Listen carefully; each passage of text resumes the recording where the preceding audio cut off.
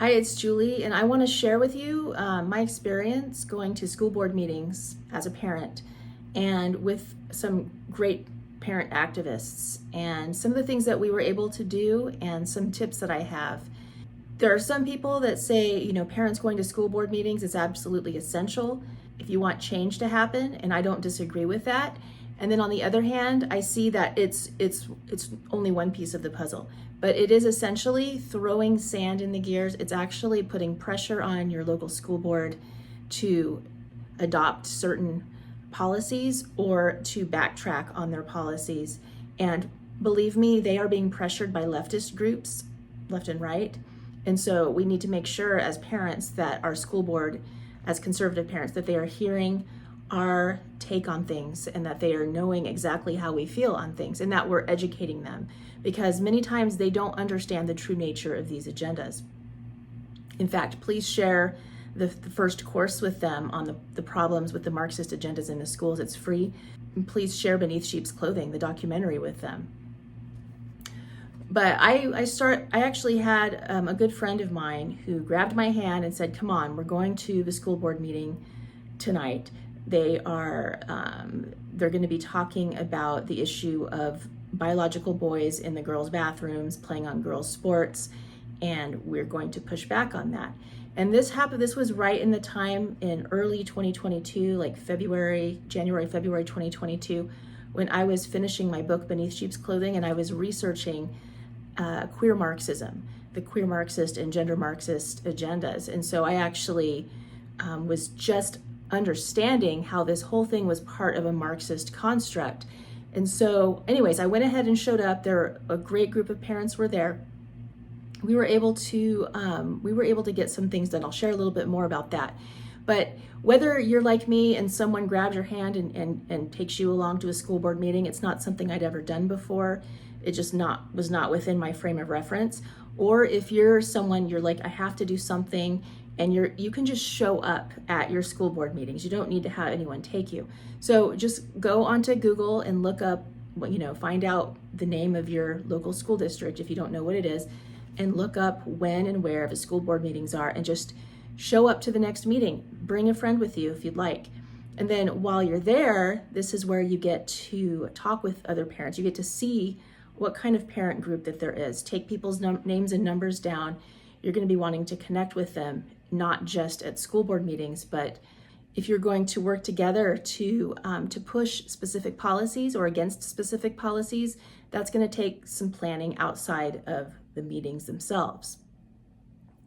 This is also a chance for the school board members to get to know who you are. And if you can, talk with them before or afterwards and become friendly with them, that's also really good. And you can see what kind of leftist activists there are that are showing up as well. So speaking of collaboration with the like-minded parents, so in your area, there may or may not, maybe there is a certain issue, maybe it's the pornographic books in the school libraries that's risen to the surface right now. Maybe there's something in particular, or maybe it's just the general discontent with the leftist push in the schools, and people are like not quite sure what it is, not quite sure what to do about it. But what you want to do is you want to collaborate with these parents, and this is something that this parent group that I connected with, we actually we started a big push to get the pornographic books out of the schools. That first school board meeting I went to, people were speaking, and I got up and spoke also, connected with the biological boys in girls' sports. And we made it very clear, like there were like a lot of female young athletes there. There were a lot of parents, and we made our thoughts very, very clear to the school board that we wanted only biological females playing in girls' sports and in the girls' private spaces. And I was able to explain how this was part of the Marxist agenda that was similar to critical race theory, which was already in people's awareness at that time as being a Marxist construct. And I explained how it was just like critical race theory, except the oppressed group was LGBTQ, and the oppressors are heteronormativity and cisnormativity. And then the couple of leftist activists, I live in a very conservative area, the couple of leftist activists that were there at that meeting, I'd already gotten up and spoken and explained the agenda and explained how they used a lot of very highly emotionally manipulative rhetoric. And then they got up and they illustrated their very emotionally manipulative rhetoric. And because I had diffused it, I had already disarmed it because I explained what it was, and that's how it works. So I was very grateful I was able to do that. But the next big push we had was the issue of the pornographic books in school libraries. And we had a win in our state of Utah. And part of it was because of this group of parents in my specific school district in Washington County, Utah. And some of the ringleaders, so Erica, who I already interviewed, she was one of the people at the forefront of that. And she and some other people had already been collaborating. They set up some Zoom calls, and we were able to kind of work out what different roles people would take. And so I obviously, or maybe not obviously, but I was like, hey, I feel like my role here is to when I have a chance to get up and speak at the school board meetings, to help inform our school board how the pornographic books in the school libraries is also part of the greater Marxist agendas.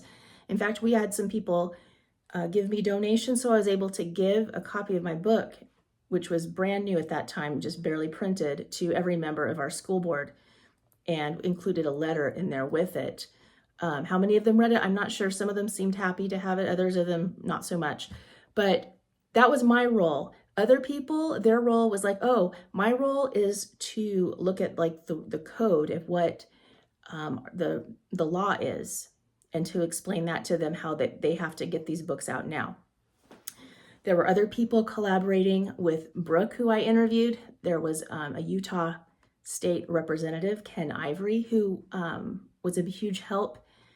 And I believe Natalie Klein, who I also interviewed, was helping. So it was people from all over the state were helping us, but we as parents were showing up, and we pushed and we forced our school board.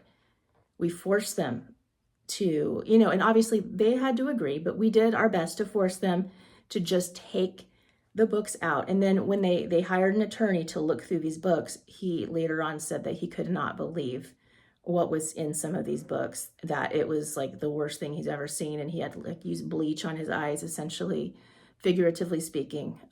It was so bad.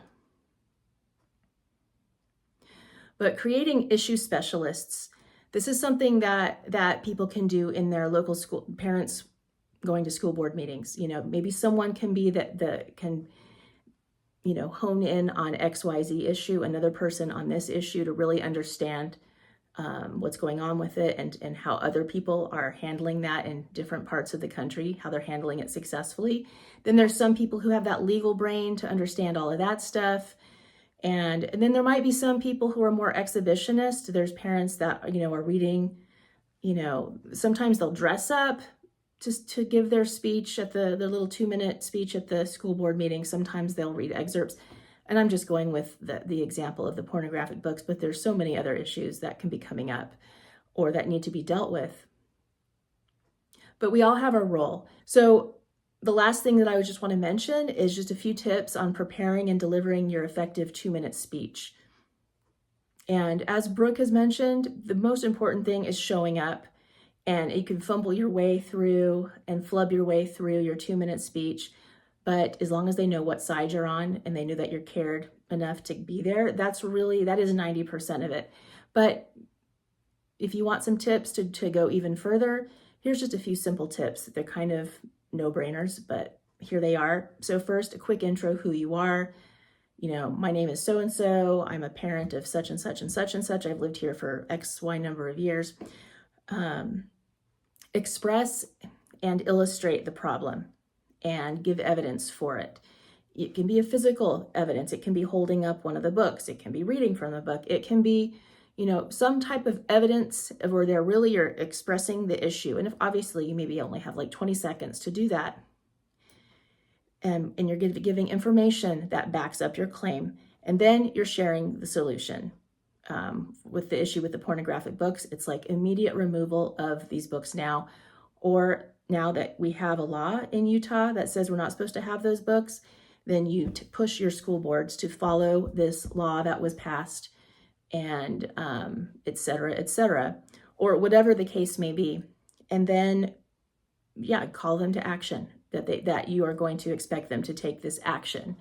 So I also recommend that you have someone record all of the people giving these speeches. I remember at my first school board meeting, and I got up and spoke, and there was someone filming from like our local news channel, like, oh, our local newspaper. It's like, oh, great, they're going to report on this, so we don't have to worry about recording. But it turns out our local newspaper only reported on the highly manipulative leftist activists, but with a glowing report.